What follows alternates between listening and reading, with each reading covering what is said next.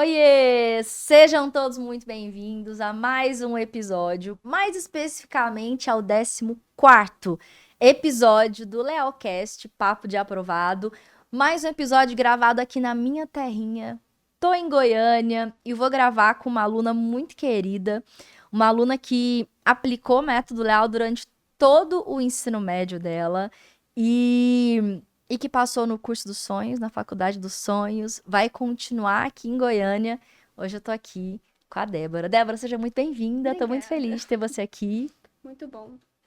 Foi uma das primeiras que, quando saiu o resultado, e a gente se viu no trote, né? A gente comemorou junto. Eu falei, cara, assim que eu organizar as próximas gravações de podcast, eu preciso chamar a Débora, porque é uma dessas alunas que eu sei que vivenciou a experiência do método durante Tava lá sempre desesperada. todo o ensino durante todo o ensino médio. E aí, assim que eu olhei pra programação, que eu pensei, eu preciso organizar as gravações de episódio em Goiânia, eu falei, eu preciso chamar a Débora, porque é uma dessas alunas que tava ali, ó, desde o começo, e aplicou o método Leal desde o primeiro ano do ensino médio. Foi, tava sempre lá. Tava sempre lá. Vamos começar do começo, então, Débora? Vamos. Eu queria saber como é que foi. Eu sei que o seu contato ali com o método Leal foi no Símbios, Foi. mas eu queria muito saber como é que foi a sua experiência, né, de tomada de decisão de aplicar, se foi fácil, logo no começo você achou que era aquilo, se você teve algum nível de resistência. Como é que foi para você o lance de começar a aplicar o método Leal? Então, de começo eu falei, minha mãe é psicóloga. E aí eu sempre tinha negócio, ai, meio coach, não vou. Aí eu falei, quer saber? Tá incluso? Eu falei, vou lá conhecer.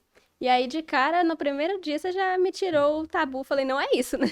Estamos falando de outra coisa. Tem o rolê da fama. Eu tenho, Tem. gente. Eu tenho fama de coach, gente. E eu nem E coach não não tem nada a sou, ver. entendeu? É um negócio. E assim, eu brinco com os meninos, é que, tipo, meu mestrado em aprendizagem de vestibulandos dá uma chorada, minha especialização em neurociência dá outra chorada. Nada contra o coach, inclusive, mas é sempre num tom pejorativo, né? Quando alguém vai É. falar que, deve ser coisa de coach, é um tom pejorativo. E não é. Não E era no pra primeiro ser. dia você já chegou desmentindo. Eu falei, então vamos, né? E aí era sempre eu com uma amiga minha, a Bia tava lá desde o início também, e aí a gente falou, vamos conhecer e já foi. E aí no primeiro ano não foi tão de cara, porque eu falei, ainda era muito presa à prova. Era uma aluna que assim, eu sempre tirei nota boa, sempre estudei muito. Mas. E eu não sabia também o que eu queria. Falei, uai, vamos lá. E aí no ensino médio deu uma quebrada, porque eu comecei bem na pandemia, né? A minha pandemia começou no nono ano, então eu entrei no ensino médio, era Ah, é pandemia. Então, mesmo. assim, era online as primeiras vezes e presencial começou mais pro fim do ano. E aí eu fui, gostei e falei, vamos lá. E encarei, mas no primeiro ano eu não tinha essa coisa muito de fazer prova antiga, que eu fiz demais. E aí eu falei, é isso. E aí a minha primeira prova antiga mesmo foi no final do primeiro ano, foi o dia antes do Enem. Você falou, não tem como ir pro Enem. Eu tava assistindo uma palestra, você falou, não tem como ir pro Enem sem ter feito uma prova antiga. Eu falei, então vamos fazer. E aí eu fiz uma, desisti no meio do caminho, falei, não dou conta desse trem, não. E aí eu fui, fiz outra e deu certo.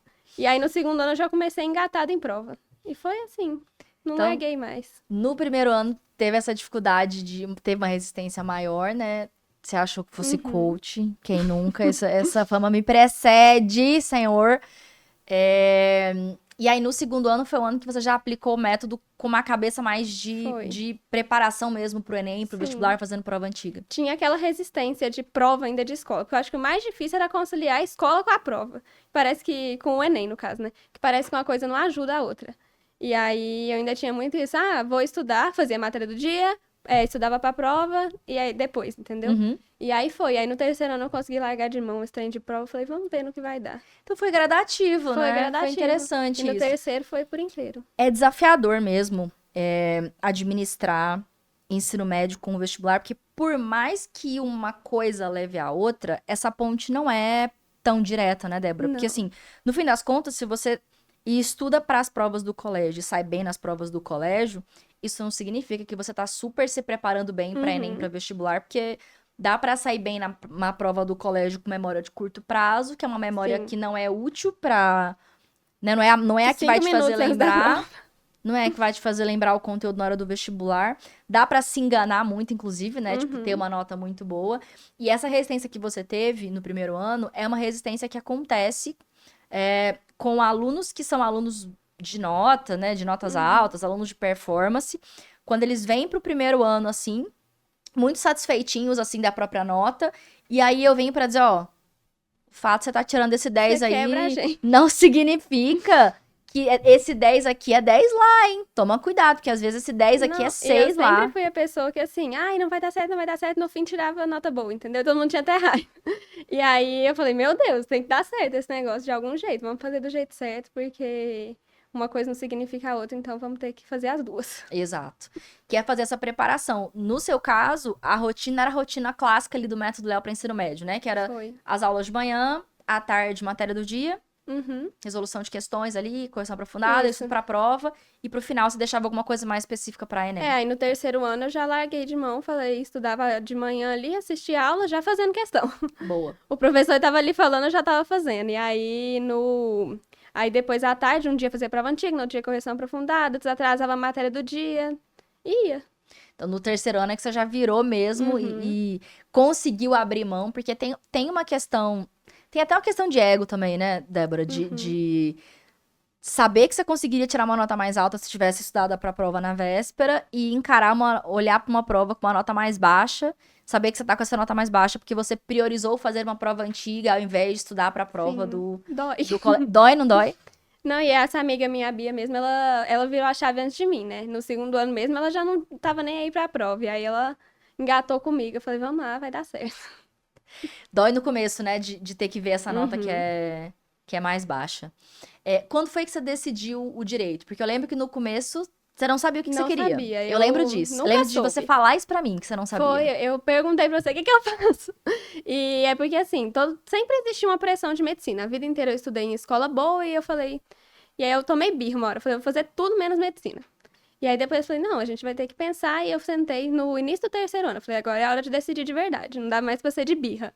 E aí eu sempre fui uma pessoa que gostava mais de humanas. Aí eu falei, cara, vamos sentar e ver o que é que interessa mais. Se é o retorno financeiro, se é a vida profissional, o que é que aquilo me devolve.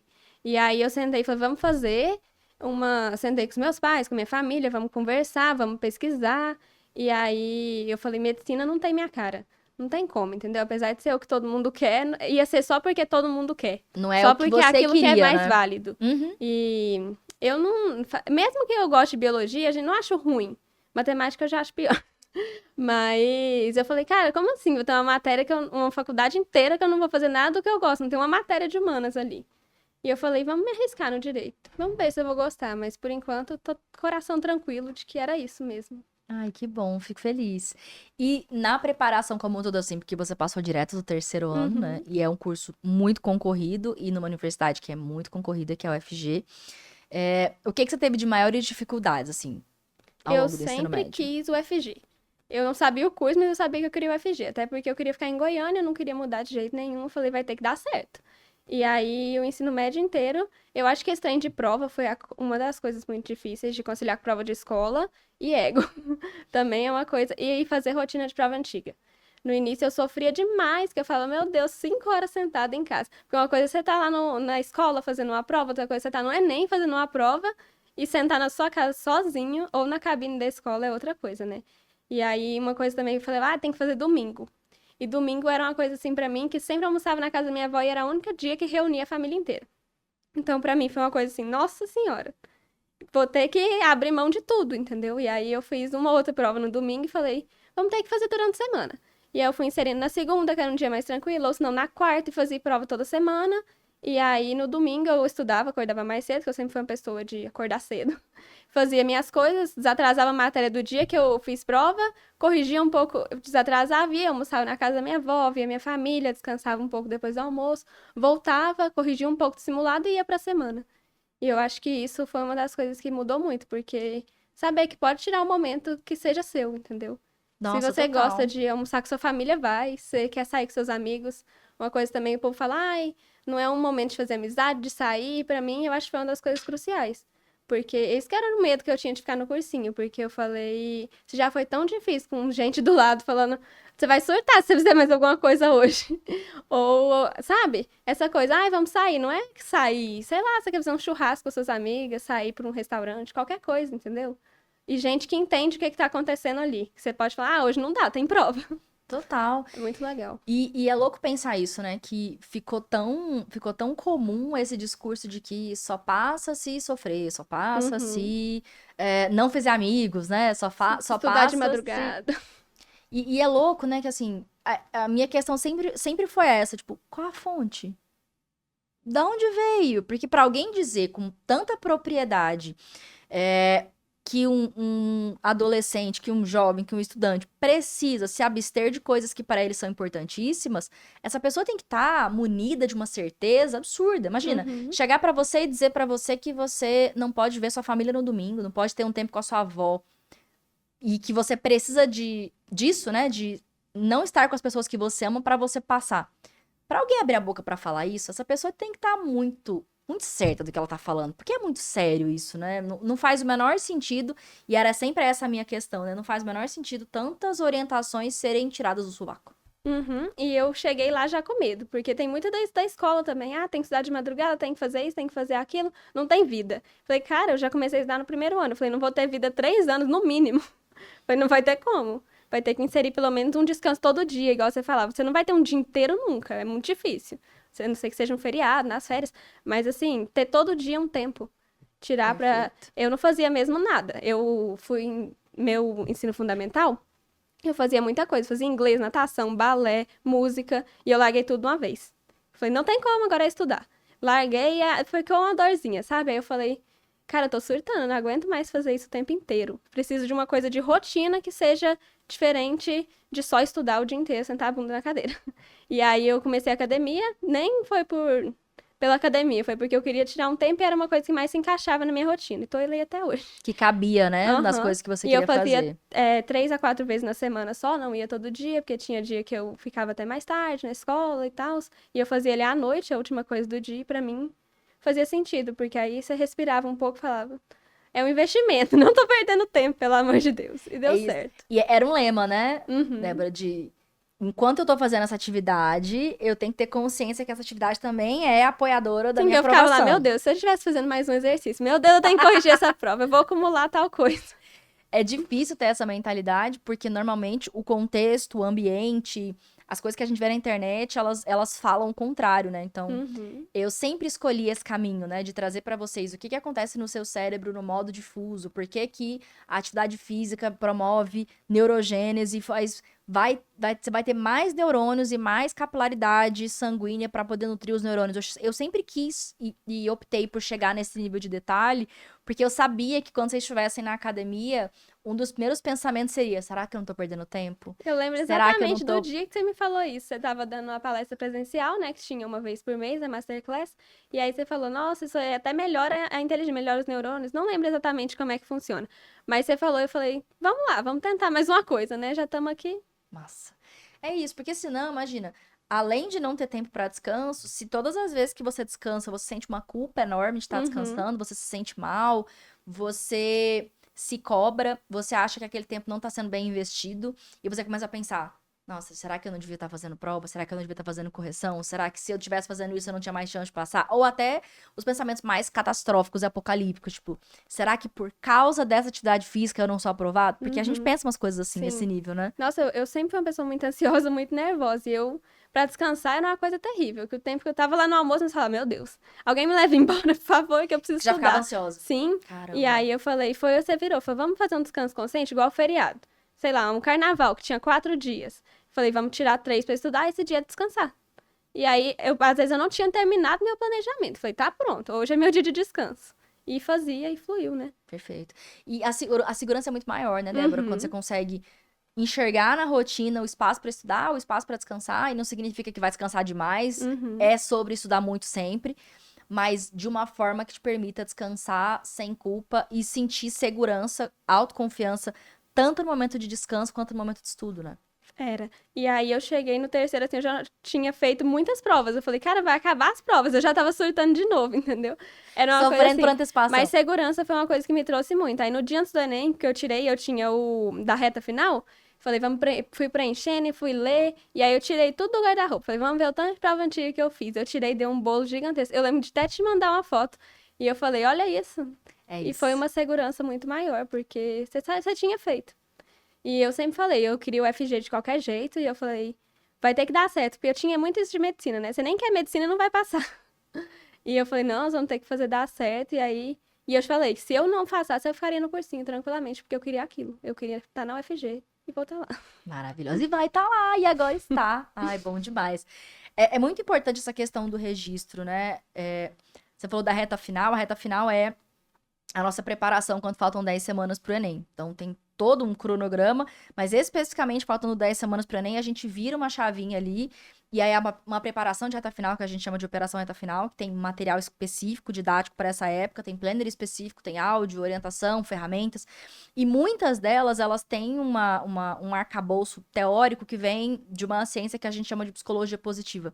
Que é isso, que é você olhar para o que você executou, motivo de orgulho, motivo de gratidão, que eu acho que é da onde vem a minha fama de coach, para quem não conhece a teoria da psicologia positiva, que é uma ciência, né? E por que tudo isso? Porque acontece do aluno que está preparado academicamente, que tem conteúdo suficiente, chegar às semanas da prova e surtar. Chegar às semanas da prova e estudar demais, ou ficar exausto, ou começar a ter tantos pensamentos de incompetência, de medo, que a pessoa não consegue performar na prova mesmo tendo o domínio do Eu conteúdo. acho que meu medo maior sempre foi o emocional mais do que o conteúdo. Eu acho que isso significa muito. Você tem que estar bem no dia da prova. É um dia. Você estudou um ano inteiro, 3 anos. Igual a anterior falou, eu estudei 6 anos. Você tem que estar bem, é um dia só. Total. Ter intimidade com os próprios pensamentos, ter intimidade com as próprias emoções faz... Aquela meia hora antes, tem que fazer pop o tempo inteiro pro seu cérebro não parar lá. Eu falo, tem que fazer pop, um pra trás, o queixo pra cima. Tem que estar emocionalmente preparado e ter intimidade com as próprias emoções pra conseguir administrar da melhor forma. Igual ter Né? estratégia, né? Você chegar lá na prova, no meu primeiro dia, eu saí falando, cara, eu não sei nada, eu não fiz nada, eu não acertei nada, eu acho que eu errei tudo, não deu tempo, faltou tempo, assim, faltou não, fiz tudo, mas ficou muito apertado, eu não revisei o tanto que eu precisava, eu falei, humanas, que era a minha área que eu sou boa, eu zerei. E no fim eu tinha feito 43 de 45. Caramba. E aí eu falei, você chegar lá e falar, cara, calma, eu tinha uma estratégia, eu fiz uma estratégia de blocos, as questões mais importantes da foram, respiração de prova, e vai. E no fim, no outro dia eu chorei o dia inteiro, depois da prova do Enem, e quando saiu o resultado, eu falei, meu Deus. Foi isso que eu fiz, eu tinha competência pra isso. Essas estratégias, elas fazem muita diferença, né? Que outras técnicas ou estratégias você lembra de ter aplicado e que você entende que fizeram diferença, assim, na sua preparação? Eu acho que estratégia de blocos, que eu falei já, o planner, não tem como você fazer sem planejar. É impossível aquilo ali. E eu apliquei muitas. Eu volta atenção e seja gentil. Eu tinha pregadinho lá na minha estantezinha de estudo. Tudo isso eu acho que faz diferença. É um todo, no geral. Total. Por isso que eu falei, não, quando a Débora passar, eu tenho que chamar ela. Porque você estava presente em todas as atividades online, quando a gente tinha alguma atividade que era presencial também. Simulados com a Bia. Os simulados diferentões, né, com a Bia, que a gente faz sempre 2 vezes ao mês, que é pra ter essa energia, porque é muito diferente fazer simulado sozinho. Muito. E ter o compromisso público, né, de ter ali a câmera ligada, um monte de gente fazendo, você fala, cara, não sou só eu que tenho que parar um momento pra fazer simulado. É muito triste você falar, gente, não vou nesse negócio porque eu vou estar lá em casa estudando sozinha. 5 horas e meia. Não, é muito diferente ter o compromisso, né, ter outras pessoas ali fazendo. Ai, fico muito feliz. E, Débora, me conta, quais são as suas maiores expectativas agora com o curso? Uai, eu tô indo meio crua, né? Contanto que não foi uma coisa. Tem muita gente que fala, quando eu era criança, eu já sonhava em fazer medicina. O meu não foi assim. Então, no dia que eu passei, eu já falei, não, vou pesquisar as coisas. Não, primeiramente, o SISU, que foi esse ano, uma coisa louca, Sofrido, né? Inacreditável. Eu passei, contei minha família inteira, comemorei. Eu lembro, você... Fê, tem chance de agora? mudar? E agora? Fê, mas tem Eu já chance tava de mudar? Eu não sabia se eu planejava as coisas da faculdade ou se eu planejava o país, que eu ia mudar de vergonha se tivesse. Eu lembro de Voltado você atrás. mandar mensagem. Tanto que quando saiu, por último, né, Passei mesmo. a outra, você mandou uma mensagem assim, Fê, não mudou, aqui nada mudou. Tipo, eu Graças sigo a passando. Eu sigo passando. Nossa, eu fiquei desesperada. E aí eu já fui pesquisando as coisas, entendendo mais, já tô comprando coisas pra faculdade. Eu tenho muita gente da minha família também que fez direito, já estão ali já deram um presente de coisa, já comprei tal livro, já te emprestei, já tô lendo. Ai, que coisa boa. E eu queria que você deixasse um conselho especial agora. Um conselho pra galera que tá no primeiro ano, no segundo ano. E que, bom, se essa pessoa tá no primeiro, no segundo, no nono, que seja, e tá assistindo ou ouvindo esse podcast, significa que essa pessoa tem a oportunidade de começar a estudar com um E tem método interesse. Leal, né, desde agora e tem interesse. Mas pode ser que essa pessoa esteja como você tava lá no começo, tipo, será que precisa? Será que é por aí? Eu queria muito que você deixasse um conselho pra quem tem essa oportunidade, pra quem tá vendo a gente aqui ouvindo. Pode começar do jeito certo, tão no começo, mas talvez ainda não tenha entendido a importância disso. Eu acho que assim, quanto antes, melhor. Não tem como. Você chegar numa. É uma mentalidade muito diferente. Você chegar no terceiro ano, agora eu voro ter que estudar. E você chegar no terceiro ano, nossa, já fiz quase todas as provas antigas de Enem que existe. Eu acho que assim, começar do começo, se abrir pra não fechar tudo da sua vida, entendeu? Abre, passa tempo com a sua família, passa tempo de descanso, de qualidade. Não fica lá no sofá mexendo no celular, surtando que não tá estudando e não fazendo nada ao mesmo tempo, né? Tem amigos, eu acho que assim, faz diferença ter gente que te apoia. Então, se abra para as oportunidades e quanto antes melhor. Maravilhosa. Ai, adorei! Amei te receber aqui. Foi ótimo. Bom demais. E ó, tô encerrando mais um episódio, hoje conversando com a Débora, que vai fazer Direito na Federal de Goiás. E no próximo episódio, no 15º episódio, a gente vai receber aqui o Gabriel, que também estudou comigo e também vai fazer o FG, foi aprovado em medicina, tá nessa mesma energia que tá a Débora, acabou de passar e na expectativa de começar as aulas. Então, a gente se vê no próximo episódio. Tchau!